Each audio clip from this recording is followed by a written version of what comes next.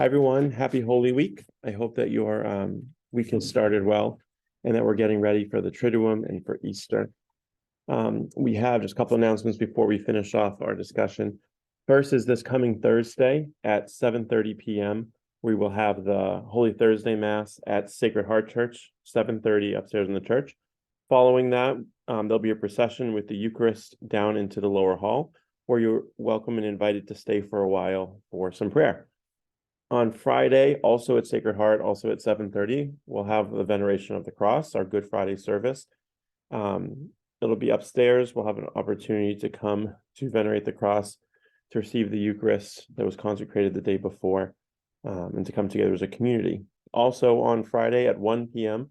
will be the Living Stations, which will start at 1 p.m. on the Common. We hope that you'll join us for that, and please bring friends, invite people to join us. And then on Saturday, excuse me, the only Mass of the day is at 7:30 p.m. at St. Mary's Church. We'll start outside with the fire to bless our Paschal candle, our Easter candle, and then we'll come in and we'll hear about the covenants and the readings. We'll see 7 people being baptized and 4 more joining them for 11 confirmations and 11 First Communions. We're very excited. And then Sunday morning Easter, we'll have 3 Masses, 8 a.m. in Spanish at St. Mary's Church, 10 a.m. in English at St. Mary's Church, and 12 p.m. in English at Sacred Heart Church. So I invite you to come to one of those, either the vigil or one of the 3 in the morning. So please let people know. And then we'll have a beautiful Easter season for the next 50 days. Okay, we're finishing up our discussion this week on the Great Divorce. It's 3 chapters left, but really it's kind of one, they kind of flow into one another as well. And it's a long, this last story, this last encounter is long, but it is beautiful and sad, and one of my favorites as well too. So my last one, the last 2 in this book are my 2 favorite encounters. One, the last one we had was the man with the lizard, and eventually the angel crushed it and turned into a stallion, and the ghost became solid and went off into eternity, into truth. And now we have this last encounter. So right when that happened at the end, the last chapter 11 ended with the man, the protagonist, saying, is there another river here? Because there's the river that he walked on, but he says, is there another river here? And chapter 12 starts with him saying, the reason I asked if there was another river is because all of a sudden I noticed kind of light shimmering on the plants all around me. And it was the light of, water, light reflecting off water, and how it kind of moves when it's running. But then he realized, before the solid man could answer him, he realized that it was a procession was coming towards him, and the light was coming from the people. That in this procession, first were these angels, these beautiful angels, and then were these boys and girls, boys on one side and girls on another, and then in between them were these musicians. Excuse me. And following was the reason for the procession was this woman who just was beautiful. He said, I couldn't remember if she was naked or clothed. Just her beauty was, and the love, just was radiating. He says, but I can't even remember that. It was just what stuck in my brain was that how beautiful she was and how loving she was, that love and glory were just shining off of her. And so the protagonist looks to the solid man and says, like, is that? And it doesn't say, but he was like, is that the mother of God? Like, is this Mary? Like, well, who is this? And he goes, no. Like, that's not who that is. He said, you wouldn't even have known this woman on earth. Her name was Sarah. She lived at Golders Green. Like, she's just a woman who lived, in town. You wouldn't even have met her. She didn't stand out at all. And he says, she seems to be, a person of importance. Like, she looks very important. There's this whole procession there. And the solid man, like, she's one of the great ones. He says, but I hope you realize now that fame on earth is different than fame in heaven. Like, they're very different. They're not judged by the same things. And then he kind of goes through, like, well, who are the angels? Or who are these people in front? And Solomon says they're angels. Angels will guide our way. And then it says, well, who are the boys and girls? And the Solomon says, well, these are all of her children. He's like, well, she must have had a very big family then, if there's all these boys and girls everywhere. And he said, no, that's not it. It's that every boy that encountered her and every girl that encountered her, her motherhood just helped them and like welcomed them and loved them. She loved them as a mother, every single person, every single boy and girl that she encountered. And the protagonist says, well, that doesn't seem very fair. It seems like she'd be pulling them away from their real parents, and like breaking up the family. And he said, no, like that's not it. Is that her motherhood, her love, um, built them up so that when they went home, they loved their parents even more. Like she shared love with them, and they brought that love home. It says that she lived so fully with so much love in her that it helped people to be better around her. He said that every man looked upon her, like became her lover, like loved her, and yet that made them want to be more faithful to their wives. That she didn't cheat on her husband. She just, love came out of her. And then it says that like he saw all these animals, dogs and cats, and just too many to count. He says, well, what are these? And he goes, those are her beasts. Those are her animals. She's like, well, she must have had a zoo then. Like there's so many here. And he said, no, that like whenever she saw an animal, she loved them and helped them to be more of an animal, like be who they were meant to be as well. And it says, every beast and bird that came near her had its place in her love. In her, they became themselves. And now the abundance of life she has in Christ from the Father flows over into them. That the love that God has, which is life-giving, he is life, flows through her and into all these creatures and into all the people, which we can do on earth in a manner too. That when our cup overflows, we're sharing God's love with them. We can build people up. People can become more of who they are and who they were meant to be. But that's what we're called to do as disciples. And so we want to think, especially as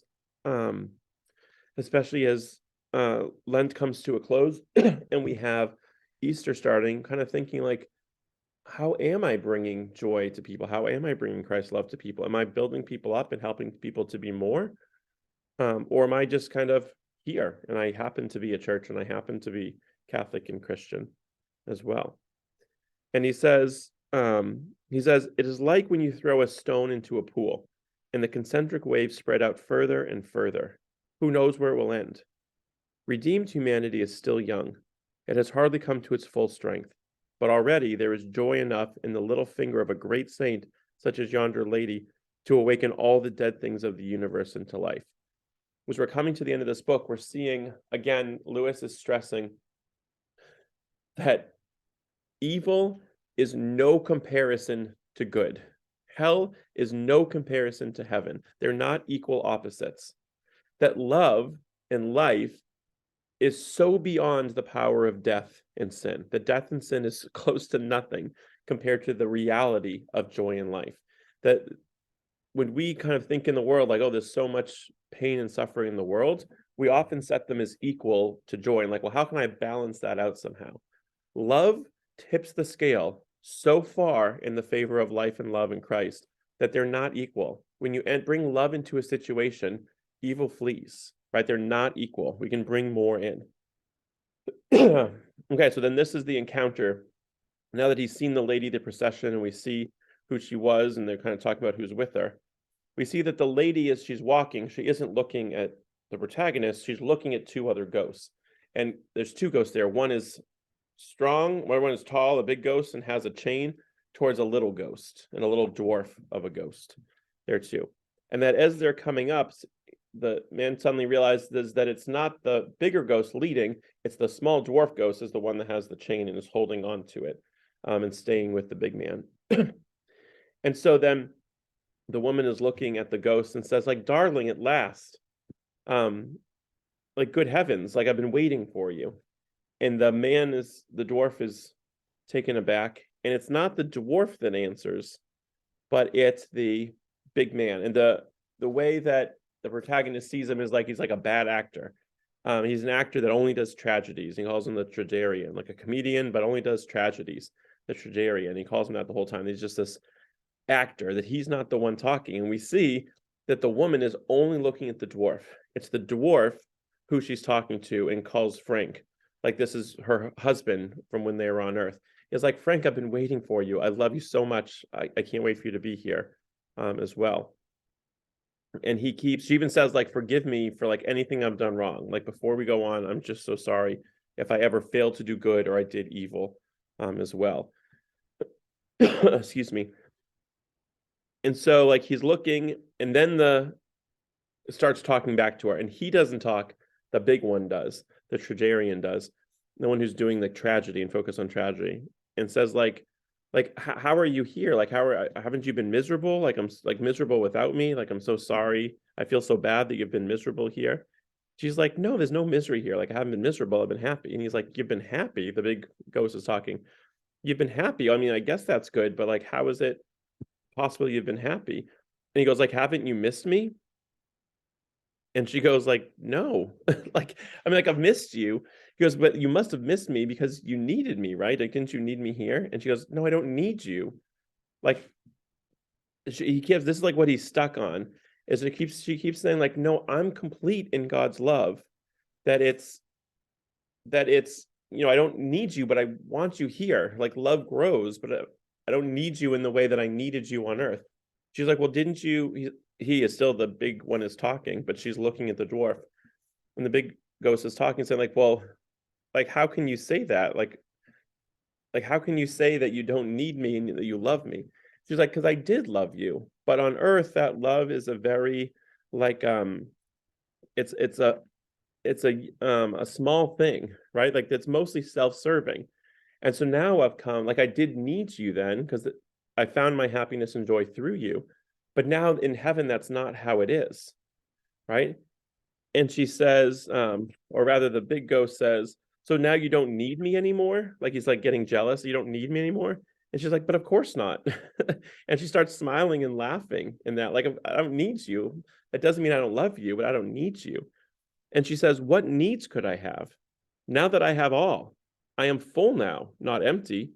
I am in love himself, not lonely, strong, not weak. And you shall be the same. Come and see. We shall have no need for one another now. We can begin to love truly. That when we start loving the other person, because that's what love is. Love is not a feeling, is not a need. Love is when we do well for the other person. That I can only truly love when I know that I'm complete, right? I'm not loving you in order to fulfill myself. I'm not in a relationship with you just to get my needs met. That's not love. Or it's a very limited sense of love. Love is when I know I can fully love when I know and I'm complete in myself, and I can say, what can I do for you? How can I serve you as well? And he's getting the dwarf is getting mad. And even the dwarf is talking a little bit because she's starting to convince him now and then, and he talks a little bit, and she never gets repulsed by him. She always sees him with love, even though he's small and grotesque a little bit, and he has a raspy voice, it says. And he keeps saying, like, look at me. Like, you need to like let go of the chain, like let go of this. Like these are lies that this other ghost is saying. And she keeps saying no, no, no, no.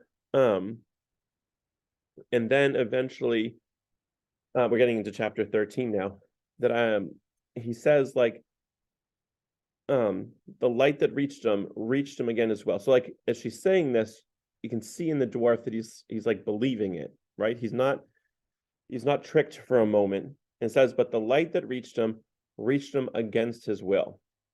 And so we can often see this in our lives, like when we hear often that like an addict, they need to make that choice themselves. And we never force anyone into a relationship with God. They need to choose that themselves. And that can be very frustrating for us, right? That if we're praying for our son or daughter or a family member or a friend who keeps rejecting Christ, who keeps not being able to choose love, but just keeps choosing themselves or choosing pain or choosing to sit in misery, that they need to choose it themselves, right? And that it hurts. It hurts us because we're sad for them, and yet we can't change reality, right? We can't be like, okay, so that you can feel better, you don't have to. Like, I'll make it so you don't have to do this thing. And that's where it comes to, that she starts explaining, being like, I can't change this. Like, I can't do anything different. Like, this is who I am. I'm in love now, and I want you here, but I don't need you in the same way that you want me to. And the dwarf starts getting smaller and smaller and reducing. And she's crouching down and saying, like, just let go of this misery that you have. And he's like, what misery? Like, I'm not misery. I'm just trying to do this. And she starts talking about, like, saying, like, this is what you always did. Like, even when you were a little kid, you would, instead of like saying, I'm sorry and moving on, you would hide and try and get your sisters to like pity you, and to the point where they'd be like, fine, like, I don't want him to be up there crying. I'll change, right? And I'll change. Fine, you can do this, or you don't have to. I'll change the rules for the game so that you can do it. We somehow try and change reality for him. And they're using pity, right? It says you're using pity, other people's pity, in the wrong way. Stop doing it. We've all done it a bit on earth. Pity was meant to be a spur that drives joy to help misery, right? So it's this misery that's there. And she says, like, did you think joy? Oh, and here's, instead of saying you were sorry that you made people fit into you and change to get you to somehow be joyful, even though you never were, right? That you would cause us, your sisters, or me, his wife, she's saying, like, to give up our joy for you. Like, that's the wrong way to use pity. Pity should be like coming up to swallow darkness, right? So she says here, did you think joy was created to live always under that threat, the threat of pity, always defenseless against those who you would rather be miserable than have their self-will crossed? For it was real misery, I know that now. You made yourself really wretched. That you can still do, but you can no longer communicate your wretchedness. Everything becomes more and more itself. Here is joy that cannot be shaken. Our light can swallow up your darkness, but your darkness cannot now infect our light.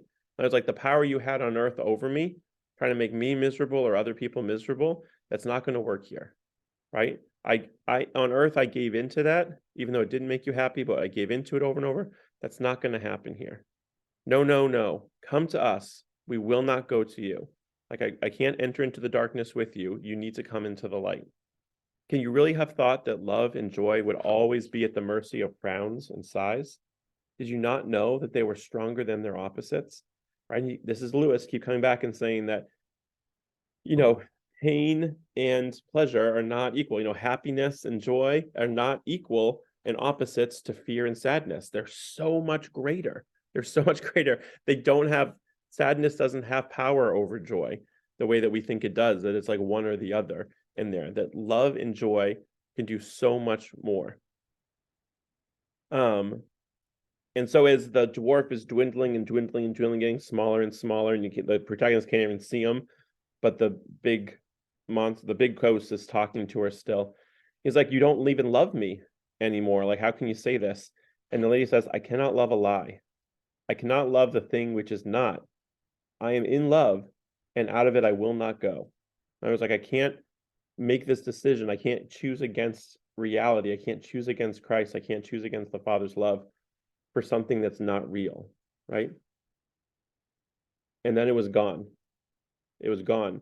The small ghost was gone. The big ghost was gone. And so the lady got up and started walking away. And again, we can see the sad part in here in all these different stories is only one ghost was able to come out of itself with the help, when the lizard was pulled off, to enter into glory. And so there are many more stories of warning, than of joy. The woman moves off, the lady moves off. You never say her, I forget now. As she's moving off, the protagonist again asks the solid man, like, is that really right? Like, she doesn't seem bothered by his not coming, like by his disappearing and going back to hell. Like, shouldn't she be bothered by that a little bit more? And he's saying, like, to what end would you want her? You want her to be miserable because he's miserable?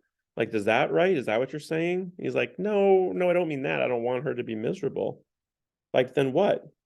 It says the demand of the loveless and the self-imprisoned that they should be allowed to blackmail the universe, that so they consent to be happy on their own terms, no one shall ever taste joy.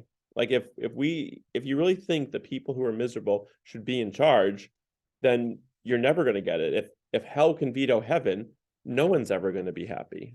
So yes, it looks kind of sad sometimes, but but what's the alternative? That they're equal to each other. And so the solid man says, son, it must be one way or the other. Either the day must come when joy prevails and all the makers of misery are no longer able to infect it, or else forever and ever, the makers of misery can destroy in others the happiness they reject for themselves. And here's an important sentence. I know it was a grand sound to say that you'll accept no salvation which leaves even one creature in the dark outside. In other words, saying, like we say that sometimes too, and people are like, well, how can there be a hell? If God is all loving, and how can there be a hell? How can we say that I love everyone, but there's people in hell? And it's because if we're saying that, we're saying that misery should win out, right? That if it's called the problem of hell, that pity itself, and it kind of goes into these two definitions of pity. Pity should not be able to control true pity. If it is a false pity, rather, tries to control joy and bring it down to itself and say, okay, I'm in a bad mood, so you all need to be in a bad mood too. I'm in pain, you need to be in pain with me as well, and tries to take it away. But rather, true pity, because pity is a thing, he says, well, what is true pity? The action. It's a weapon on the side of heaven. It leaps quicker than light from the highest place to the lowest to bring healing and joy, whatever the cost to itself. It changes darkness into light and evil into good, but it will not, at the cunning tears of hell, impose on good the tyranny of evil, right? So it won't say, okay, fine, because I feel bad for you, I'll change something, right? I won't say black is white because that's what you want me to, because it will make you feel better, right? But we do that all the time. Either like we change the rules for a game to make it so someone can win, or, in school as a teacher, when someone is having trouble, we say, well, just take that away and make it easier for the person. Like, that's not actually helping. That's not being pitiful. We're not pitying the person. We're hurting the person because we're lowering it down to them as well. It says, every disease that submits to a cure shall be cured, but we will not call blue yellow to please those who insist on still having jaundice, nor make a midden of the world's garden for the sake of someone who cannot abide the smell of roses, right? So just because we're not going to let go of joy, we're not going to let go of beauty because someone else doesn't like it. And then the protagonist asks, so you say it will go down to the lowest, sir, but she didn't go down with him to hell. And this is an important part, again, Lewis making his point. So he says, the solid man says, pity will go down to the lowest, right? From the highest to the lowest, and do that. And he says, like, well, where would you have had her go? And she's like, well, she didn't go to the bus. She didn't go to hell with him. Like, why didn't she go down there and get him? And so this is an awesome part here. The teacher says, look, come here, and bends down and points to the ground, pointing to the ground. And the man keeps looking and looking. And so the solid man plucks a piece of grass and uses a pointer and points at the ground. And there was a small crack, in the soil, a small little crack in the soil. And the solid man says, I can't be certain you came out of this crack, but it was a crack just like this that you came out of, like when you were coming here. And the man's like, wait a minute, like, no, I remember like seeing this and everything was, I was rising up and up. And the solid man says, but you weren't just changing location, you were changing size, that you had to become bigger for you to even be here. Excuse me. And so he's looking at this crack and saying, so you're saying all of hell is in that crack. And do you remember back in the very beginning, hell was described where years and years they would walk, thousands of years they would have walked away from each other. And they were just so spread out, you couldn't see the end of it. And now he's saying all of that is in a crack, like it means nothing compared to reality. And the solid man says it even more. He goes, right, like you could take all the pain, all the suffering, all the misery in hell and roll it up into one little piece, and you wouldn't even notice it here, right? Because it's so close to nothing. Evil and pain and sin is so close to nothing that like you can't imagine how little it is compared to the glory and the beauty of heaven. He said you could roll up into a ball and that bird could swallow it and it wouldn't even notice, like it wouldn't cause it any pain. It's nothing compared to reality and compared to joy here. All the loneliness, anger, hatreds, and envies, itching that it contains, if rolled into one single experience and put onto a scale against the least moment of joy in heaven, there was not even a comparison. All the pain of hell doesn't even compare to the joy of heaven. It's nothing. And so finally he says, okay, I understand. She couldn't fit into hell. Like she couldn't go to hell even if she wanted to. Even if she wanted to leave her relationship with God, she couldn't do that. And he goes, that's right. There's not room for her. Hell could not open its mouth wide enough. That she has such reality in her. She's so far from nothing. She couldn't be in that space. And so he asks, like, then could no one ever reach them? Like, is there any hope for the people there if they're that small and nobody here can get there? And the man says, only the greatest of all can make himself small enough to enter hell. So he's talking about Christ. Only the greatest can go to the lowest, right? So the higher a thing is, the lower it can go as well. A man can sympathize with a horse, but a horse cannot sympathize with a rat. Only one has descended into hell. And then he says, will he ever do it again? And he goes, well, it really wasn't all that long ago. And so then we end with a discussion on time and seeing how time is really, the lens of time is what we look through. And so it's very hard for us to understand heaven because we're looking at a progression of things, right? We have freedom. Freedom is what makes us close to the Father. It says, the thing is freedom, the gift whereby you most resemble your maker and are yourselves parts of an eternal reality. It's that freedom, it's our intellect, it's our soul that helps us to connect with that. And yet, even in that part of our eternity, the part of us that is eternal, exists in time. And so it's so hard for us. He's trying to explain it to him, but it's so hard for us to understand eternity because we only see it in a progression of things.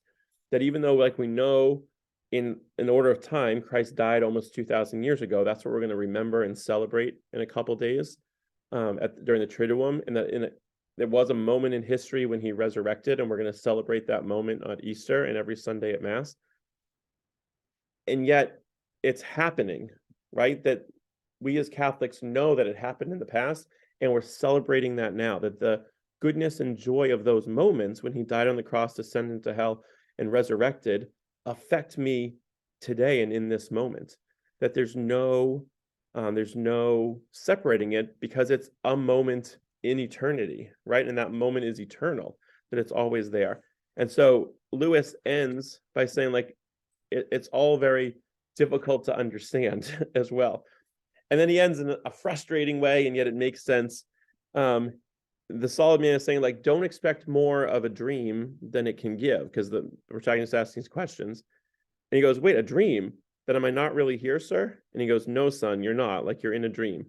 Like, you haven't died yet. You haven't had to taste death yet. You're only dreaming. And he's like, and he even says, and make that clear that you were dreaming. Like, if you tell people about this, make it clear that you were dreaming as well, that we want people to understand that this is not what it is. It's like this, right? It's like this. And then he suddenly wakes up, or rather, right before that, he gets the sense that the sun is rising and the light is coming up, and he gets a quick glimpse of it, but it's just too bright. And then the light is so solid that it wakes him up, and he realizes that what he was feeling in pain was really books falling on him, and he wakes up in his house. He wakes up in his house. And so it's a little bit frustrating because you're like, that whole thing was a dream. Like, we thought we were learning about heaven and Lewis was helping us. And yet that's what it has to be, because it is so beyond heaven. It's so beyond our understanding. You know, scripture tells us that mind has not conceived of and eye hasn't seen the greatness and the glory of heaven. And yet, like, we do the best that we can, right? We use the analogies in scripture, and we use the parts of love that we can understand here, and we always strive for that as well. And so as we go through these moments, we can still learn from it. We don't just go, oh, well, it was a dream and I can't do it. It's what can we learn from Lewis? What's he trying to tell us? That, you know, in our moments of despair or in our moments of pain, sometimes we think despair and joy are equals, and they are not equals. We think sin and grace are equals, and they're not equals. Grace is so much better, stronger, so much stronger and more powerful than sin. We think that, the two angels, the good angel and the bad angel, heaven and hell, are somehow equal, and they're not. The glory of heaven, the goodness, the grace that I have in me from my baptism, from my confirmation, from when I receive the grace in the sacraments of confession and the Eucharist, are nothing, are so much greater than the nothingness that is my sin, that I somehow focus on and that I give power to, right? It has no power, and yet I give power to that sin because it's so close to nothing, yet I think it's more than that. And so Lewis is inviting us to step up and to look up, not to look down at the pain and the suffering and what is there. The pain and the evil that is there, the pity, the false pity that's there, the false love that's there, but to look up at reality. And in reality, the closer we get to God, the less pain there is. In our reality here, there is some pain, and we have to acknowledge that in order to accept and move through it. But it is, he's inviting us to look up, not down at, this nothingness, but to look up at reality and to find truth in that, so that one day we can be like that woman, walking in glory. We can be like the solid people, just living in joy, pure joy and pure love. If you haven't read it, I invite you to read it. If there's something I said that didn't go deep enough for you, there's so many explanations online too. Read it or read the explanations online. Lewis is amazing. His other books, if you've finished reading it, I recommend other books: The Screwtape Letters, The Four Loves, The Problem of Pain. What else is in here? Till We Have Faces is a tougher one, a deeper one, but very good. Letters to Malcolm. There's just so much that Lewis wrote, in addition to his prose and the fiction that he wrote as well too. I hope that everyone has a blessed Holy Week. I hope to see you at the Easter Vigil, at Holy Thursday and Good Friday Masses and service, and then Easter Sunday. Blessed Easter if I don't see you. Thank you all. God bless.